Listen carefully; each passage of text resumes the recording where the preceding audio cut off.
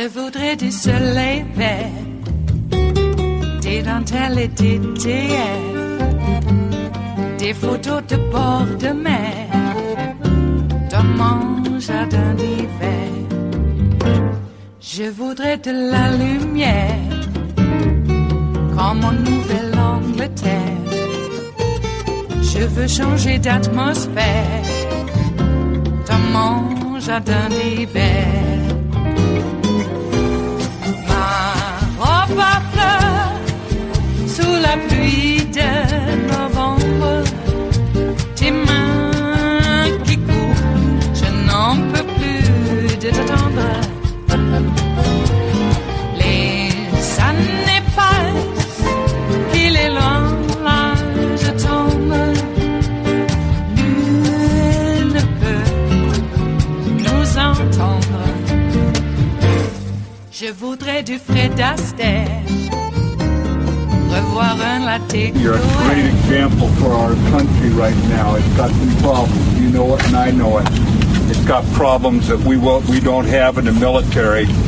And you just hold the line, my fine young soldiers, sailors, airmen, Marines. Oh! You just hold the line until our country gets back to understanding and respecting each other and showing it, of being friendly to one another. You know, that Americans owe to one another. We're so doggone lucky to be Americans. That video never doesn't make me cry. Hold the line until our country gets back to understanding and respecting each other. It was a message delivered by then Defense Secretary Jim Mattis during his tenure as Donald Trump's Secretary of Defense. Here we are 2 years later. Now, former Secretary of Defense is echoing that same spirit, an excerpt from his upcoming book, published as an essay in the Wall Street Journal. He doesn't stab directly at Trump. It's not his style. But you don't need to be an expert in reading between the lines to pick up on exactly what he's saying. For instance, in talking about leadership and a need for allies, he writes this, quote, "A wise leader must deal with reality and state what he intends and what level of commitment he's willing to invest in achieving that end. He then has to trust that his subordinates know how to carry that out. Wise leadership requires collaboration. Otherwise, it will lead to failure. Nations with allies thrive. Those without them wither. Alone, America cannot protect our people and our economy. At this time, we can see storm clouds gathering. Sufficient for a leader. Everyone is back." I think Mattis's bet was if you use a word that I had to Google, people won't know exactly what you're saying. But it is abundantly clear. If you take that statement from Mattis that we showed at the beginning, with Mattis's resignation letter, he resigned over a policy dispute with Donald Trump over the precipitous withdrawal of troops from Syria. I'm told he believed that many people who helped keep American soldiers alive would die if that withdrawal had gone down the way Trump wanted to. With that excerpt from the book, you have, to me, perhaps the most subtle but the most stinging rebuke of Donald Trump. Absolutely, from a man who was, probably the most respected, military man in the country right now, and has been for a while. General Mattis was a very serious man, and he did stay as long as he could. I mean, when he was defense secretary, he and Rex Tillerson was Secretary of State, they would sort of meet and talk every morning to sort of concoct a strategy for dealing with whatever insanity they were going to encounter when they got to the White House. And so let's come up with a reasonable policy, have a joint front, see if we can, and keep the train on the rails. And of course, they're both gone, and anybody who has that capacity is gone now. And the result is what we saw. We saw it at the G7. Which was really the G6 plus, plus Donald Trump. And that's what the organization will be until we get another president. I hate to be a contrarian. I have a great deal of respect for General Mattis. He's a great patriot. That essay left me thoroughly unimpressed. Probably for the word you used, it was too subtle. I think there are a lot of reasons why Donald Trump is president today, but one of the reasons is there are too many people who decided it's not my fight to take him on. And I think Jim Mattis has decided it's not his fight to take him on. I think everyone in this country who knows how unfit Donald Trump is for office, has the responsibility to say something about it and do something about it. But that responsibility is higher for people who've served in this administration and really saw firsthand just how unfit he is for office. And I don't think this is a time for Jim Mattis to be subtle. I think this is a time for him to come out and tell the American public, this man is not fit to be president. And I know he probably thinks that's inappropriate for him as a former military leader, and I know he's been marshaling his credibility and his reputation, his integrity for his entire life, but this is the time to use it. I just say this. Someone asks me once a week, why same question about George W. Bush. Where's George W. Bush? Why doesn't he say something? And I'm sure people ask Valerie Jarrett about Obama too. I mean, I take your point that people who have seen him up close, but you could say the same thing about H.R. McMaster, Dina Powell. Absolutely, I would say Rex Tillerson has kind of has sort of told his story, but I mean, why do so many of them stay silent at this point? I have no idea. I mean, I go back to this thing I said, where a lot of them just think it's not my fight. There are other people who think, I served in this administration, so it would be disloyal for me to then leave and talk about it. But your loyalty is not supposed to be the president; it's supposed to be the country. That's who you take the oath to. So, just listening to Mattis just there and reading his essay, it reminded me of what Republicans used to tell me very early on in this administration, which was, don't worry about it. We're going to have he's going to have some generals. There are going to be some adults in the room, and it's not going to go bad. They're going to stop him. And what ended up happening is Donald Trump fired all of the adults in the room. And this goes into our last conversation. I think where we are today is that Donald Trump has a bunch of yes men, yes women around him, and they let him play into his worst instincts. And I think this is where we are today. It is Friday, the 30th of August of 2019, and you are in West Coast Cookbook and Speakeasy. I am your chef de cuisine, Justice Putnam, and our daily special is Blue Moon Spirits Fridays, because we are all Nighthawks in the Diner of Life. Well, we are girding our loins for another one of those weekends, and it's going to be another one of those weekends because, unfortunately, Dumas Donnie did not go to Poland because it looks like Mar-a-Lago and maybe even the Doral are in the path of Dorian. That's one thing that'll keep him back in the States. Darn it. It's always better when Bad Daddy leaves, isn't it? Well, and as I've stated, if an awning gets torn at Mar-a-Lago, Trump will get government funds to rebuild the whole thing. Everything. Because that's the way he works. He's done that before at some of his other resorts. In fact, I think Mar-a-Lago may have been under that fraud, that insurance fraud from before. I can't remember which hurricane it was, but he has done this before. Yeah, a little bit of damage. Well, he didn't rebuild the whole thing, but he got a lot more money than the actual damage that was incurred. Because that's the way those guys work, and they figure the rest of the world's like that too, and they better do it first before somebody lesser than them does it. All right. Well, the Trump campaign has a fascist symbol in one of their videos. How does that happen? Well, actually, I'll tell you how it happens. It was tweeted out by a Trump bro or cycle fan. And then Trump retweeted it. Yeah, it's the lion symbol. The one that VDare and actually white supremacist groups even more dangerous than VDare use. And Mussolini, also said that better to be a lion for a day than a sheep for all eternity.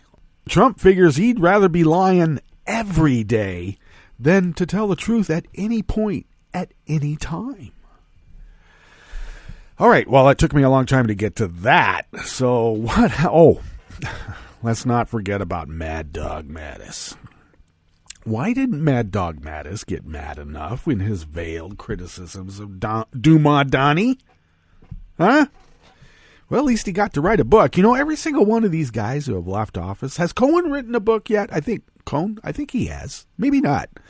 But pretty much all of these fellas, they tend to be fellas, have written books. Well, I take that back because Omarosa has written a book, and, you know, there you go. Would have been nice if the criticisms had been a little less veiled at the time. But he's a general, and he's not going to go too far in his criticisms, direct criticisms of the commander-in-chief, but you have to be able to call that personage a commander-in-chief, when the whole time he's a mobbed-up Russian asset doing Vlad's work. What the hell is going on with that Ukrainian money that we're supposed to send for their military aid that he is holding up? It's slapping us right in the face every single time. Why won't we wake up?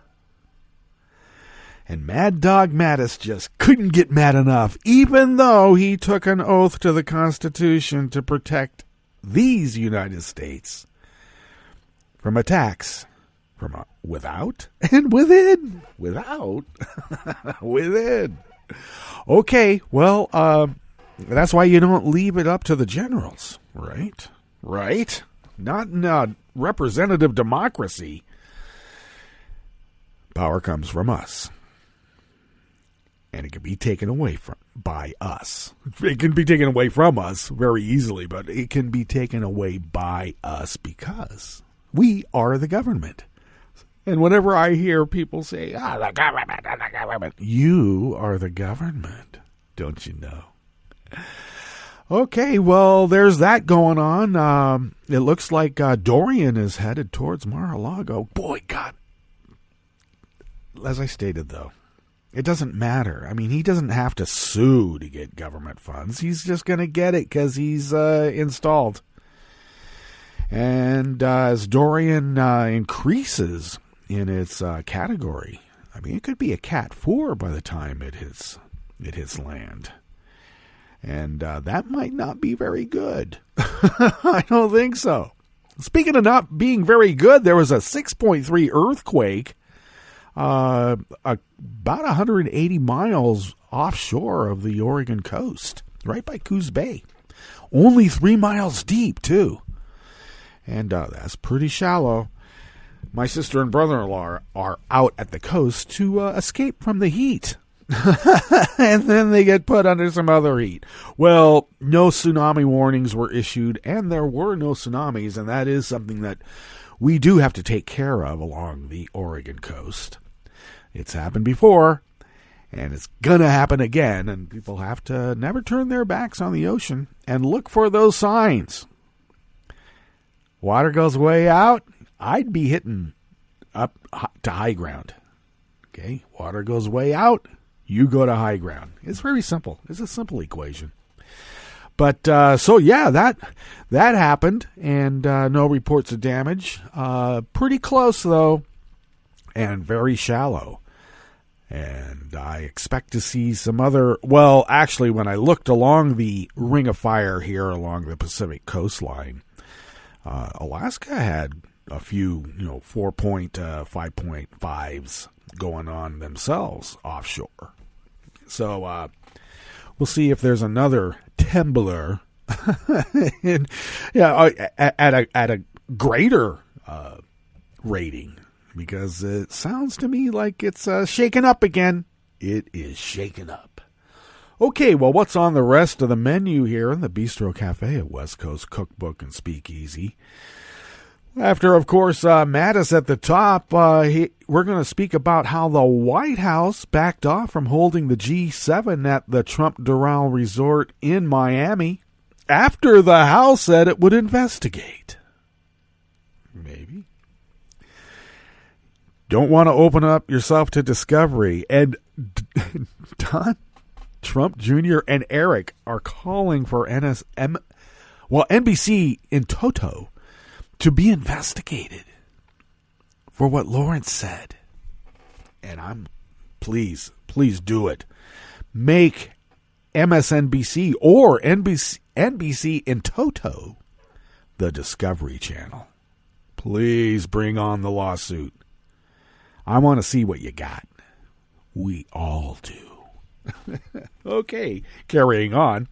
Trump raised taxes on Americans by $30 billion with his trade war, and it will only get worse. And that's when I bring out the trademarked "I told you so." And Trump's border wall construction in Arizona's Organ Pipe Cactus National Monument is a travesty.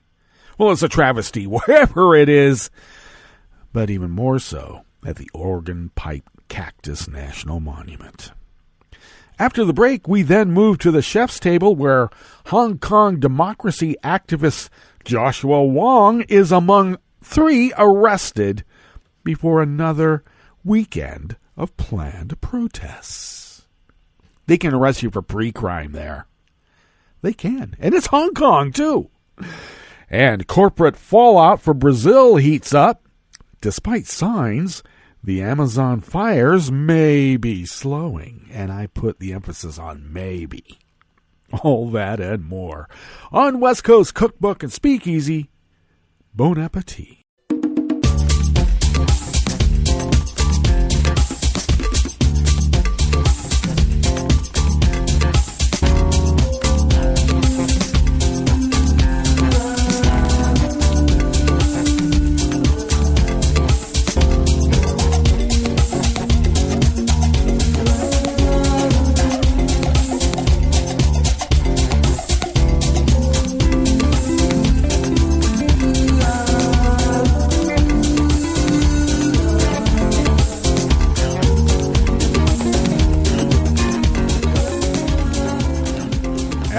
Bottom of our homepage at netrootsradio.com. To the rightish of the page, right there by the social media scroll, is our chat room link, and you can engage there with other chatters, and Callie Lincoln takes care of that, and we thank Callie for doing so.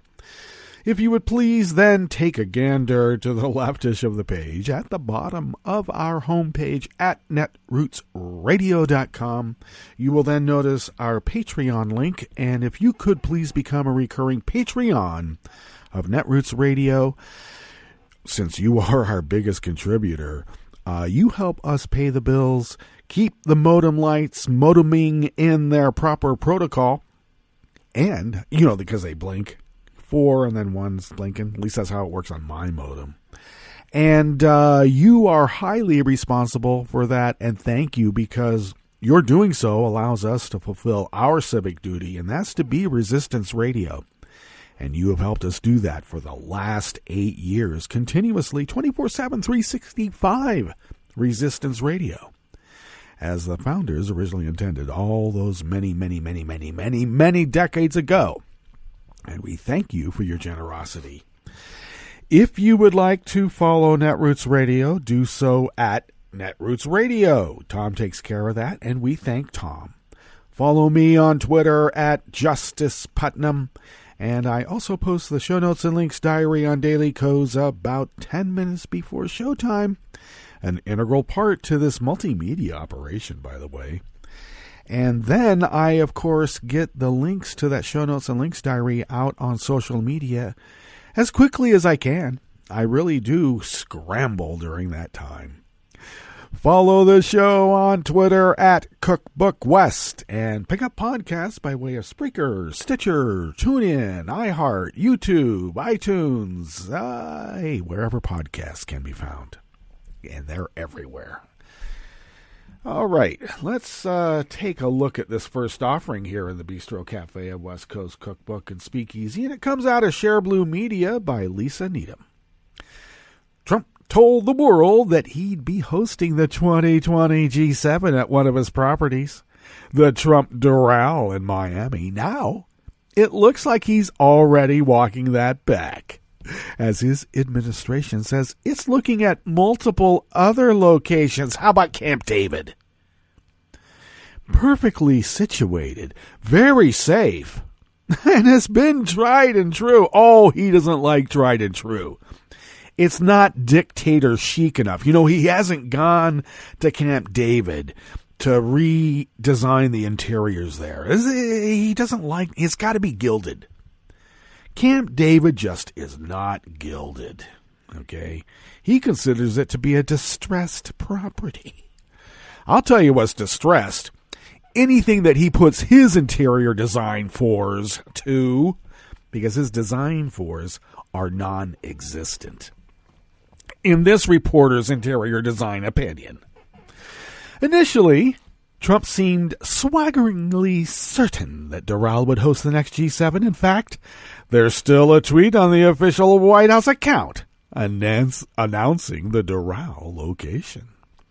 Because he surrounds himself with yes men who indulge his every thought, including his idea to nuke hurricanes, Trump may have had no idea there would be such pushback on the Doral idea. But it's the most blatant violation of the emoluments clause yet, as the leaders of the world's major economies would be required to give vast sums to Trump's hotel business. Get them while they're coming and get them while they're going. That's how the grifter works. So I wonder how some of these little tidbits of info got out to the press about the inner workings of the Trump inner circle. Oh, yeah, his personal assistant had to resign abruptly this morning. Talking to the press. I think at the G7. That'll teach her. On Wednesday, House Judiciary Chair Jerry Nadler said his committee would be investigating the Doral deal. Nadler and Representative Steve Cohen, a Democrat from Tennessee, said that making foreign leaders stay at Doral would be perhaps the first publicly known instance in which foreign governments would be required to pay Trump's private businesses in order to conduct business with the United States. Ooh. Now, I know there's a lot of people out there in, I don't know, Trump land who see nothing wrong with that. Well, of course. You know, I don't want to say you've been drinking the Kool-Aid, because that would be, I don't know, that metaphor has been just, I don't know. It's been drank all up. Everybody drank it up. All right? It's done. But there's something there that's causing your little Liz brains to get tickled. Something. Cooler heads in Trump's may also be concerned that the police chief of Doral is worried about whether his city could even handle the logistics of such an event. However, they're not even returning his calls at this point. Perhaps that's because the administration now says it's considering locations in Michigan, Colorado, California, and Hawaii. How about Camp David? How about having it there? It's already paid for. And, as far as I can tell, I don't think it's a profit-making operation. Perfect for government business.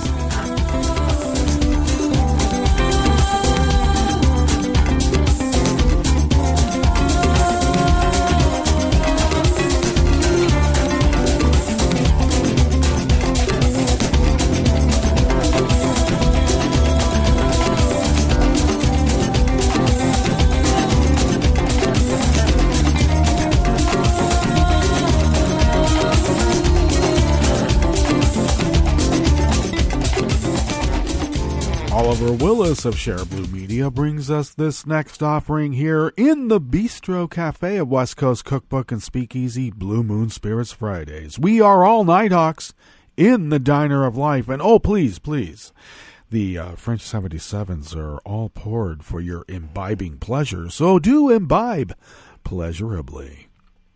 The Trump trade war is going to cost American taxpayers another $50 billion in taxes a year, according to a new analysis released yesterday, Thursday, by the nonpartisan Congressional Budget Office, the CBO.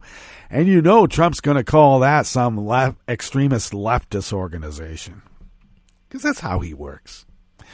The CBO estimates that all tariffs enacted under Trump are raising taxes by about $30 billion annually. And that was noted by Zach Mueller, Deputy Director of Third Way's Economic Program. Oh, the Third Way. This would rise to about $45 billion a year if the announced tariffs go into effect. The trade war tax hike would add to Trump's already weak record on taxes. Trump has claimed that the tax cut enacted by himself and congressional Republicans in 2017 would be rocket fuel for the economy. Don't you know that rocket fuel can burn up and explode? And I don't mean in a good way. You mean blowing up the economy? Maybe that's what he means. Well, after you blow it up, then of course economic growth will slow, and that's exactly what's happened. That legislation contained tax cuts targeted toward the super rich and large corporations. Now, the trade war has weighed on American businesses and the economy. Farmers have been filing bankruptcies at a record rate as Trump's tariffs have kept them out of the global marketplace because it's got to go to Russia. I'm serious. It's so... They have a supposed breadbasket, and they would just love it if global warming would warm things up so that they could grow things. Well, that's the problem. Where they think they're going to grow is where a lot of methane is being trapped right now. The program designed to bail out farmers until the trade war is over is also experiencing major bureaucratic delays, with only a small sliver of the farmers who should receive funds actually taking in money so far. The government has now paid more than $1 million in interest to those farmers who haven't received their payments on time. Even when those payments are made, they will not make up for the shortfall from the trade war, and it will cost taxpayers billions. Taxpayers. Billions with a capital B. At the same time, an overwhelming number of economists have said the trade war is dragging down the economic recovery Trump inherited from President Barack Obama, the last president that we get to call president. And this economic downturn could lead to a recession, according to those economists, even as the trade war threatens the economy and passes increased costs to individual Americans and American businesses. Trump and his Republican allies continue to insist they are dug in for the long haul, no matter the harm.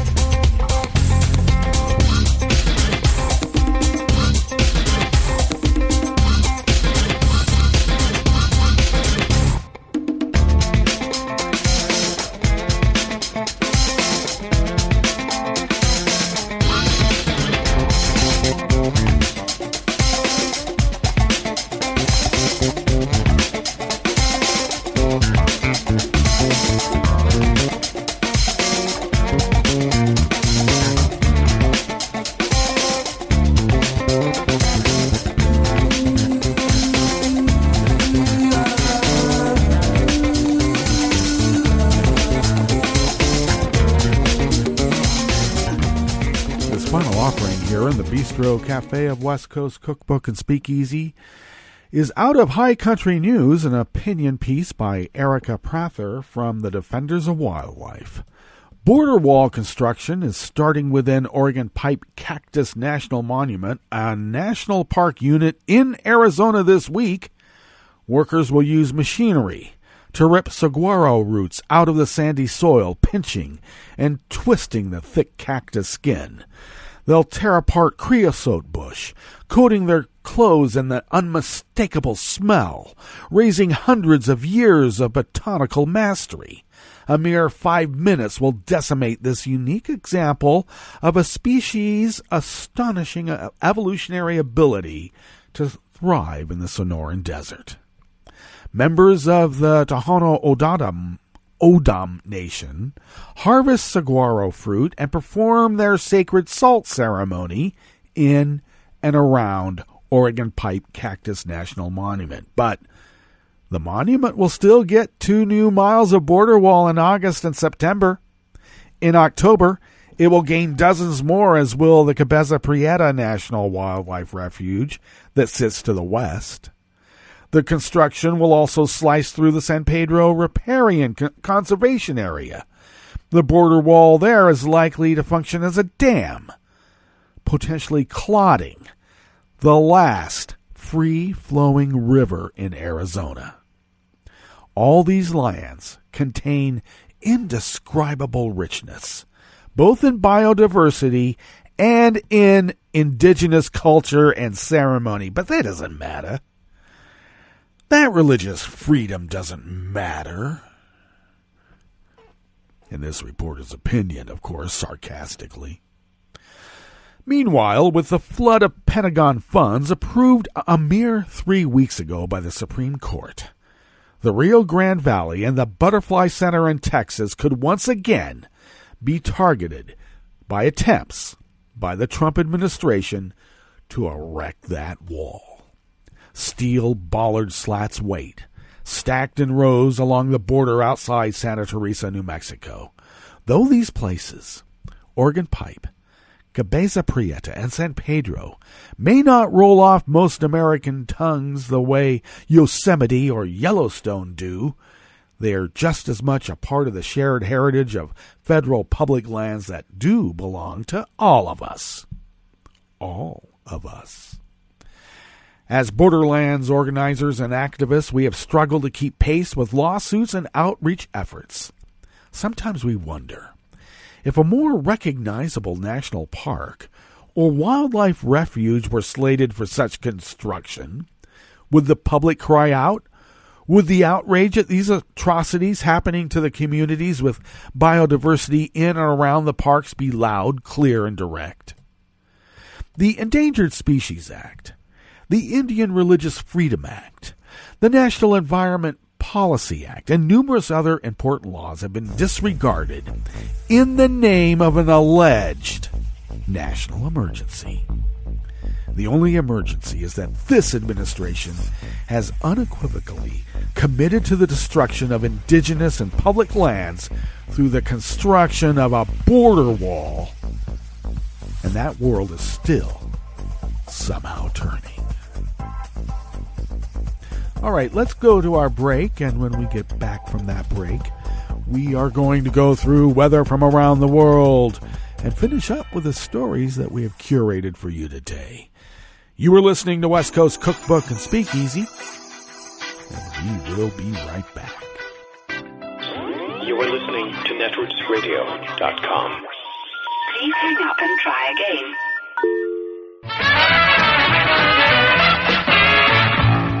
From a point at sea to the circles of your mind, a new force is at work for planetary transformation. New radio for a new Earth.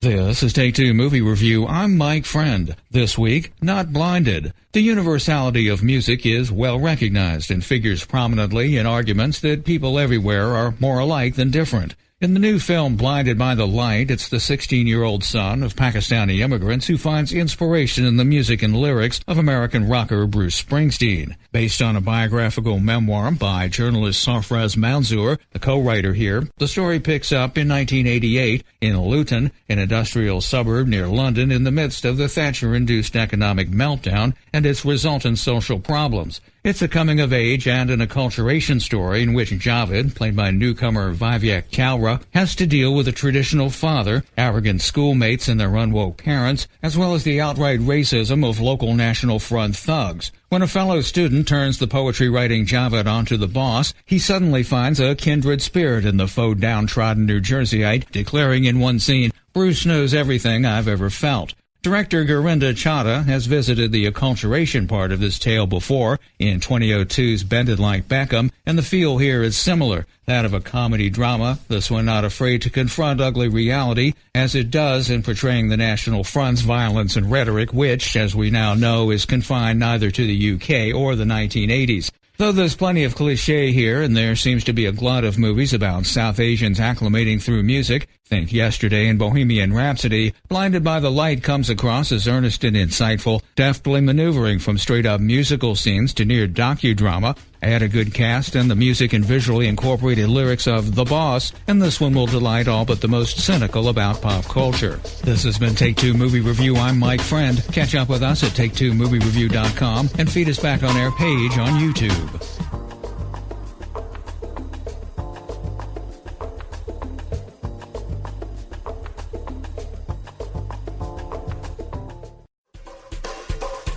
This is Scientific American's 60-Second Science. I'm Christine Herman. Got a minute? Some scientists want to use the DNA of indigenous people to reconstruct the human migration story. That's the history of how people spread from Africa to everywhere. But many in the indigenous community who've contributed their DNA for science feel that these types of studies are exploitative and say they don't like being left out of the conversation.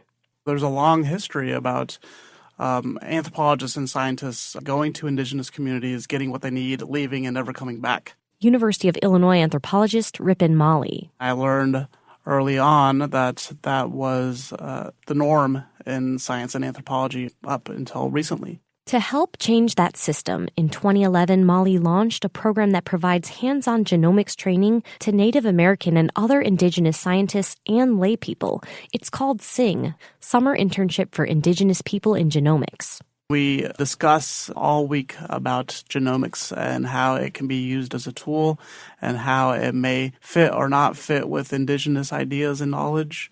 And we have discussions on how to decolonize science. And then we do a large number of discussions about ethical, legal, and social implications. This year's SING workshop wrapped up earlier this month. Crystal Sosi is a Navajo geneticist and one of the organizers. SING has been influential in training the next generation of indigenous scientists so that we can ensure that science is done by us, for us, and truly benefits us. Sosi says she's the only indigenous PhD student in science at Vanderbilt, and the SING workshop has helped her feel less isolated. So getting that sort of sense of community from my indigenous peers who are undergoing the same sort of challenges in academia is great. SING has trained more than 120 participants to date.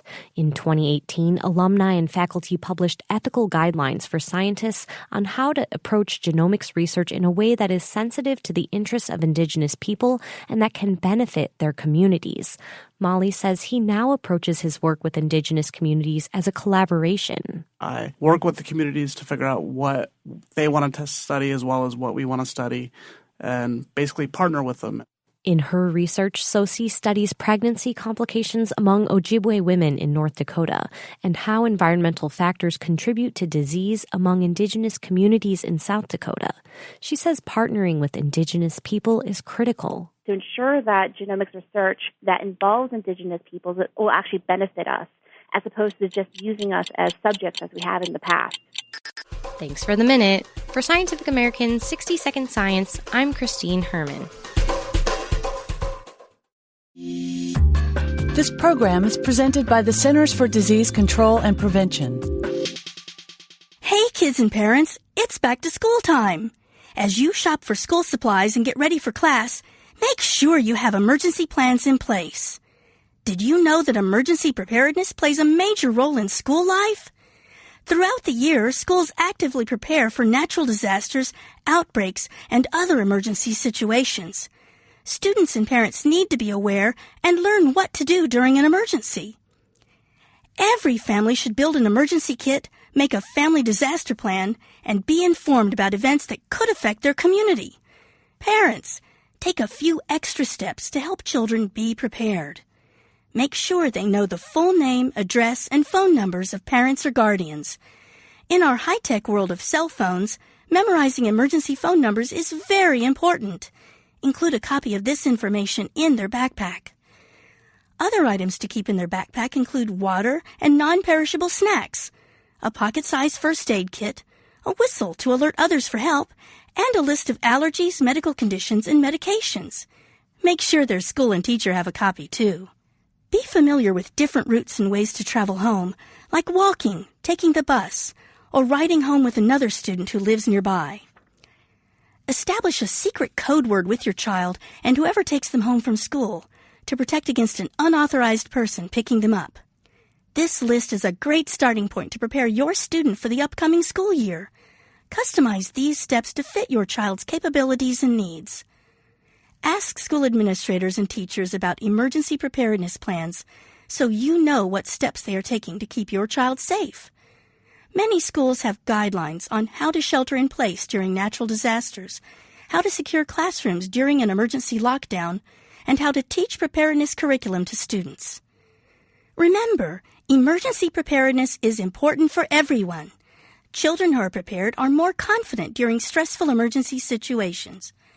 By following preparedness guidelines, parents, children, and school staff can improve their safety and peace of mind. For more information on school emergency preparedness, visit cdc.gov/children/schools.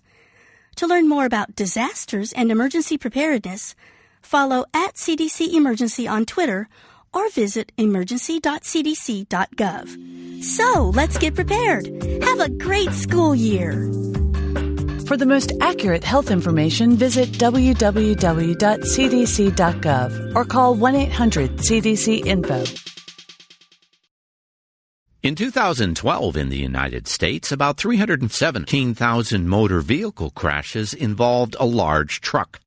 26,000 truck drivers and their passengers were injured in these crashes, and about 700 died. Trucker safety requires an alert, buckled-up, experienced driver with a reliable vehicle and a strong employer safety program. Seat belts are the most effective way to prevent an injury or death in a motor vehicle crash, but in 2013, 1 in 6 drivers of large trucks didn't use their seat belts.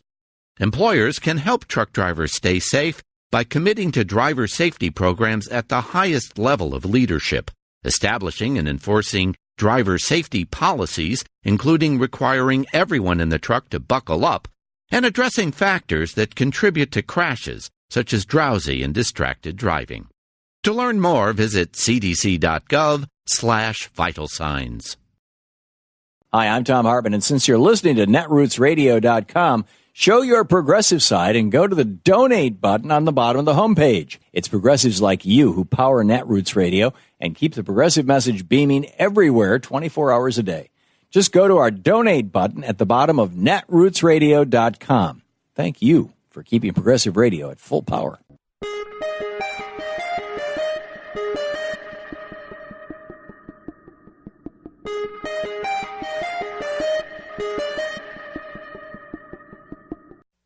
If you like sugar, the full-page photograph in the recent New York Times Magazine of a typical enormous chain store candy display should warm your heart, but the accompanying headline and story should send shudders up and down your spine. I'm Bill Newman, and this is the Civil Liberties Minute. The article, part of the 1619 Project, is written by Harvard professor Khalil Gibran Muhammad, and the large font text in the page facing the photo says, quote, "The sugar that saturates the American diet has a barbaric history as the white gold that fueled slavery." As Muhammad writes, quote, "Most of these stories of brutality, torture, and premature death have never been told in classroom textbooks or historical museums. They have been refined and whitewashed in the mills and factories of Southern folklore, the Romantic South, the Lost Cause, the popular Moonlight and Magnolias plantation tours so important to Louisiana's agritourism today. Also, as of today, Americans on average consume 75 to 80 pounds of sugar a year. Today, the sugarcane farming business, for the most part, excludes African Americans. Today, the tentacles and remnants of sugar slavery continue. And this story about sugar should appropriately leave a bad taste in your mouth. The Civil Liberties Minute is made possible by the ACLU, because freedom can't protect itself. For generations, our country has been Mother Nature's steward, setting aside and protecting important expanses of public lands for posterity. But what if these lands and natural resources suddenly got a steward who was a predator rather than a protector? Meet William Perry Penley. For more than 40 years, he's been a fringe political operative and lawyer for a network of loopy anti-environmental extremists intent on helping corporate predators grab and plunder our national assets for their private profit. And now, holy Teddy Roosevelt, developer-in-chief Donald Trump has named Penley to be acting head of the Bureau of Land Management. Yes, a guy who favors the wholesale privatization of your and my public lands is to oversee the future of America's public lands. Indeed, Penley has been lost in the ultra-right-wing weeds for years, screeching that, quote, the Founding Fathers intended all lands owned by the federal government to be sold. That's nuts, but nuttier yet is Penley's listing of a sextet of demons he believes are at war with Western civilization. Radical environmentalists, federal bureaucrats, the media, academia, Hollywood, and ignorant Americans who are easily panicked into believing in things like climate change. But this caped corporate crusader saves most of his manic fury for the environmental movement, bizarrely proclaiming that its millions of adherents, quote, don't believe in human beings. Also, with funding from the Koch brothers and Big Oil, Penley has been a fanatical fossil fuel proselytizer, even declaring in a moment of rapture that fracking is, quote, an energy, economic, and environmental miracle. This is Jim Hightower saying, don't just keep an eye on this corporate extremist, don't even blink. For updates, contact Public Employees for Environmental Responsibility at peer.org. If you'd like more of Jim Hightower's real populism, check out the Hightower Lowdown. Jim's monthly newsletter gives you the real lowdown on which corporations, by name, are doing what to the middle class, our environment, and our democracy. Each month, the Hightower Lowdown brings you facts you didn't know, along with actions you can take to fight back. It also comes with a sense of humor. Hightower believes we can fight the gods and still have fun. Plus, get this, it's cheap. Only $15 brings you 12 issues a year. For real populism, go to hightowerlowdown.org. I'm Rick Smith, and this is Labor History in 2. On this day in labor history, the year was 1921. That was the day that one of the most pitched battles in U.S. labor history, the Battle of Blair Mountain, began in West Virginia. Coal fueled the engines of industry, keeping the trains moving and the steel mills humming. Labor organizing in the coal fields faced violent repression. The conflict turned bloody at Matawan. Friend of labor, local lawman Sid Hatfield had won a gun battle against armed members of the notorious Baldwin-Felts Detective Agency. Then, other Baldwin-Felts agents, brought to West Virginia by the mine owners, gunned down Hatfield in cold blood. The miners' anger boiled over. 600 miners gathered under the United Mine Workers of America District 17 banner. The armed miners were determined to march into the state's southern coal fields. Their aim was to promote the union effort and sweep away the gunmen hired by the mining companies. As they marched, more and more miners joined them. As many as 10,000 miners converged on Blair Mountain. The high ground stood between the unionized northern part of the state and the less organized southern mines. At Blair Mountain, they met Logan County Sheriff Don Chafin, who had amassed an army of 3,000 armed men to repel the miners. Chafin's men had dug trenches, blocked roads, and marshaled machine guns to stop the Union men. In the battle that ensued, 1 million rounds were fired. The mine owners hired private planes to drop shrapnel bombs on the miners. The United States Army finally arrived. The miners, many of them World War I veterans, surrendered. Although the owners had won, what occurred at Blair Mountain drew national attention to the unsafe working conditions and the brutality of the coal barons in the coal fields. Labor History in 2 brought to you by the Illinois Labor History Society and The Rick Smith Show.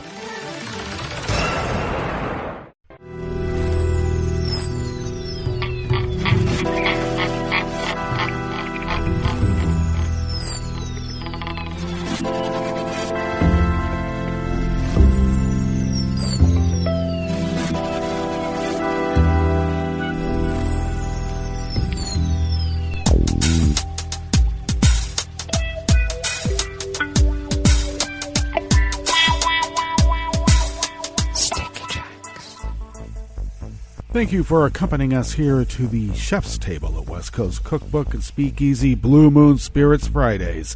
We are all Nighthawks in the Diner of Life. We always begin weather from around the world along the banks of the Rogue River and the Rogue River Valley of Southern Oregon on the west coast of the continental United States of America, where it is currently 62 degrees Fahrenheit, expecting to be a bit cooler than even yesterday, which wasn't as hot as it was expected to be.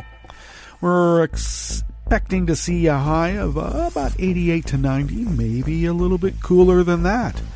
Mostly cloudy conditions right now, and I would say mostly cloudy because it's all covered up. It looks quite like a low-lying marine layer, and I like it. Overnight lows will be in the low to mid-60s. Winds are light and variable and will remain so until tomorrow, when they will shift out of the west-southwest and increase at 5 to 10 miles per hour. Very small chance of precipitation because there is the confluence of hot and cold, which could bring thunderstorms, though we'd like the rain.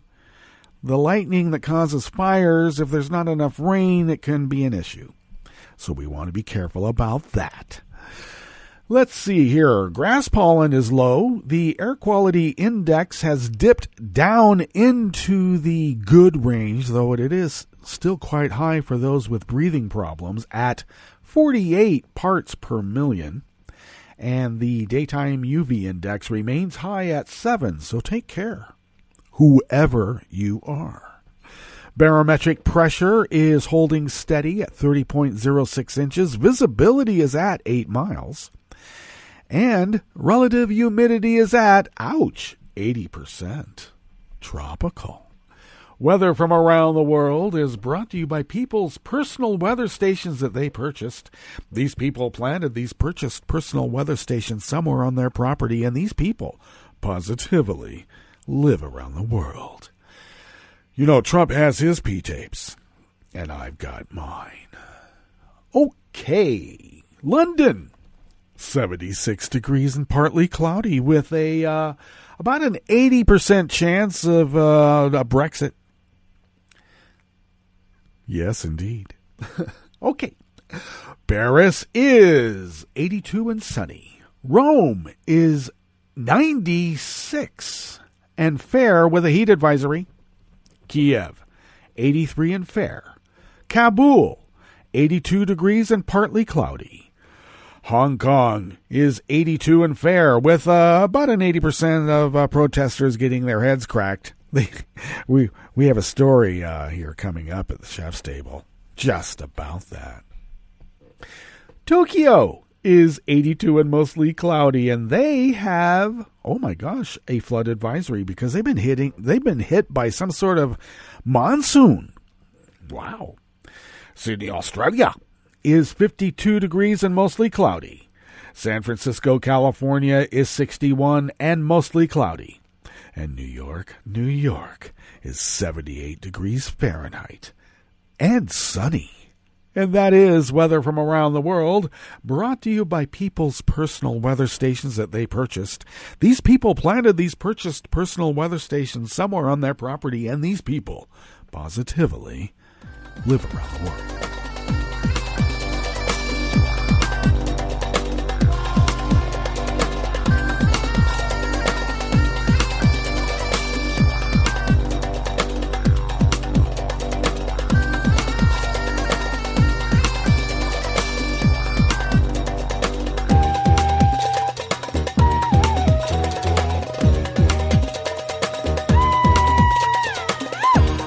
Felix Tam and 20CU of Reuters bring us this first amuse-bouche here at the Chef's Table at West Coast Cookbook and Speakeasy.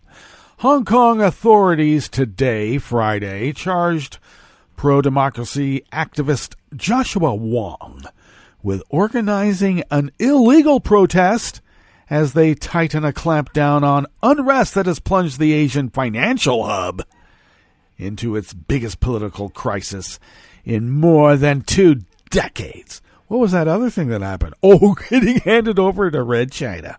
They called it that then.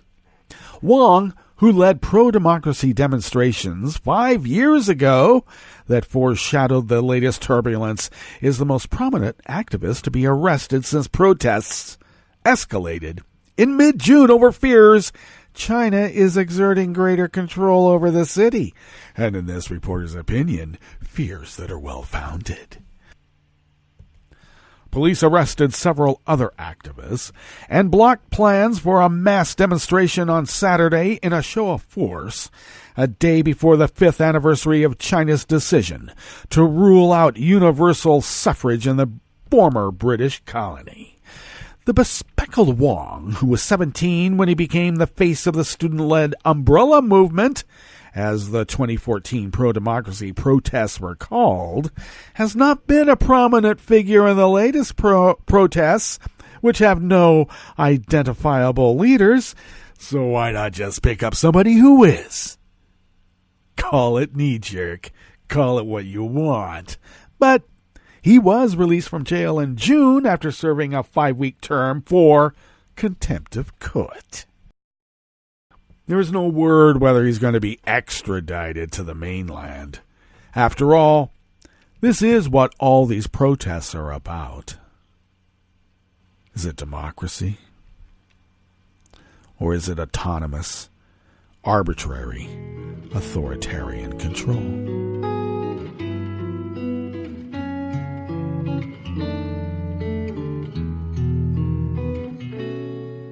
Je te donne ce mon amour pour la vie entière, la promesse de me trouver à tes genoux.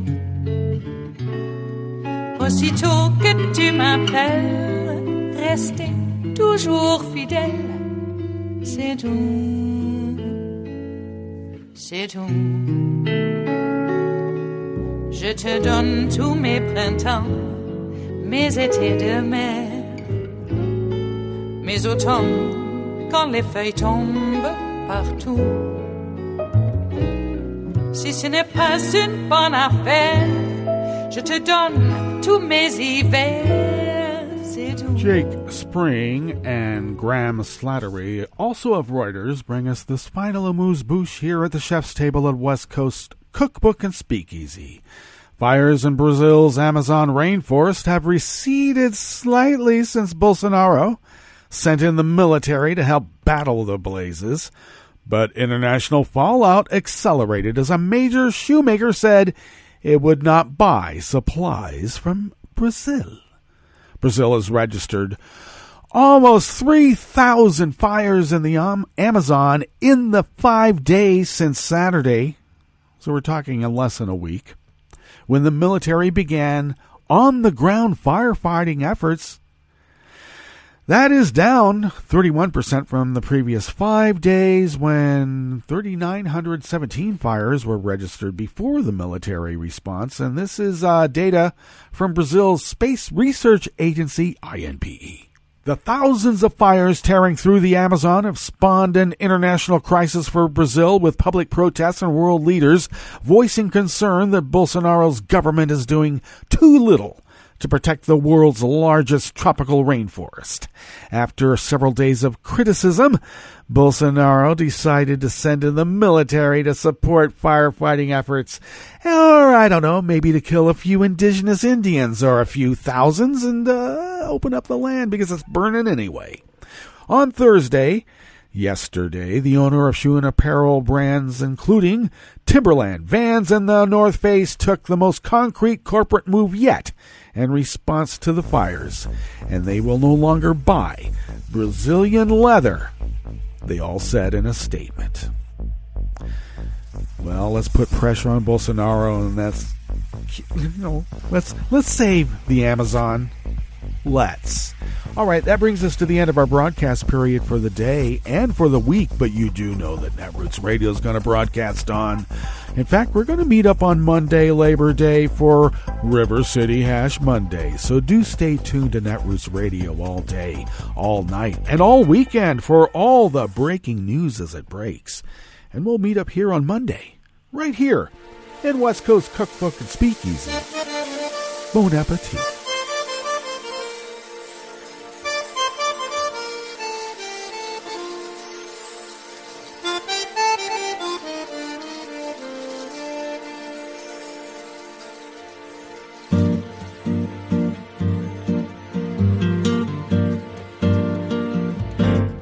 Je voudrais du soleil vert, des dentelles et des théières, des photos de bord de mer, dans mon jardin d'hiver.